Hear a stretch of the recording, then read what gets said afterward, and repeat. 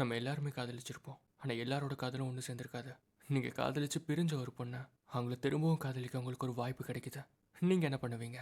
இப்படி ஒரு கான்செப்ட்ல ஷியோர்லி டுமாரோங்கிற ஒரு சீரிஸ் அமேசான் பிரைம் வீடியோல ரிலீஸ் ஆயிருக்கு. அந்த சீரிஸோட ரிவ்யூ தான் இந்த வீடியோல பார்க்க போறோம். இதே மாதிரி upcoming K drama C drama reviews பார்க்க நம்ம சேனலோட சப்ஸ்கிரைப் பெல் பட்டன் அமைக்கி நம்ம சீரிஸ் சொல்ல நீங்களும் ஒரு சொல்ல சேர்ந்துக்கோங்க.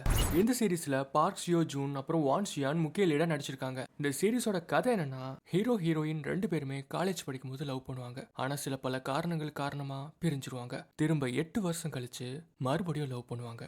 ஆனால் அப்போவும் சில காரணமாக பிரிஞ்சிருவாங்க. அதுக்கப்புறம் ஹீரோயினை ஒருத்தரை கல்யாணம் பண்ணிக்கிட்டு செட்டில் ஆயிடுவாங்க. ஹீரோவும் ஜேர்னலிஸ்ட் ஆயிடுவார். இப்படியே ஒரு 10 வருஷம் ஓடி போச்சு. ஹீரோ ஒரு அஃபேரை பற்றின ஒரு ஆர்டிக்கல் எழுதுவார்.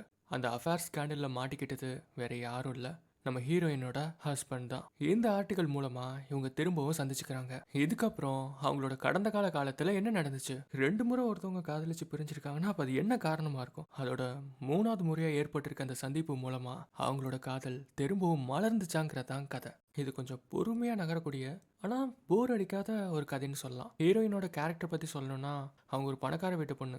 சின்ன வயசுல இருந்தே அவங்க குடும்பம் அவங்க மேல நிறைய ப்ரெஷர் போட்டதுனால ஹீரோயின் எப்ப பார்த்தாலும் மாத்திரையும் கையுமா தான் சுத்துவாங்க. அதோட ரொம்ப அதிகமா குடிப்பாங்க. ஹீரோவை பத்தி சொல்லணும்னா, அவர் ஒரு மாதிரி படிப்ஸ், ஒரு அரகண்ட் கேரக்டர் மாதிரி. ஆனால் உள்ள ஒன்று வச்சுக்கிட்டு வெளியே ஒன்று காட்டுவார். வெளியே ரொம்ப கடுகடு சிடுசிடுன்னு பேசுவார், ஆனால் உள்ள வந்து ரொம்ப தங்கமான மனுஷன். இந்த சீரீஸில் அவங்களோட கெமிஸ்ட்ரி ரொம்ப நல்லா ஒர்க் அவுட் ஆயிருக்கு. அவங்கள பார்க்கும்போது காதலிக்காமல் இருக்கிறவங்கள கூட காதலிக்க வைக்க தோணும். நமக்கு இப்படி ஒரு ஆள் இல்லாமல் போயிட்டாங்களேன்னு ஃபீல் பண்ண வைக்கும். அதே நேரத்தில் உங்கள் மனசையும் இந்த கதை சுக்கு நூறாக நொறுக்கும். பார்க் ஷியோ ஜூன் கிட்டத்தட்ட 5 வருஷம் கழிச்சு தான் இந்த மாதிரி ரொமான்ஸ் சப்ஜெக்டாக நடிக்கிறாருன்னு நினைக்கிறேன். அவங்க கையை பிடிச்சி நடக்கிறது, சின்ன சின்ன சண்டைங்க, அப்புறம் அவர் கவிதைலாம் சொல்லுவார்.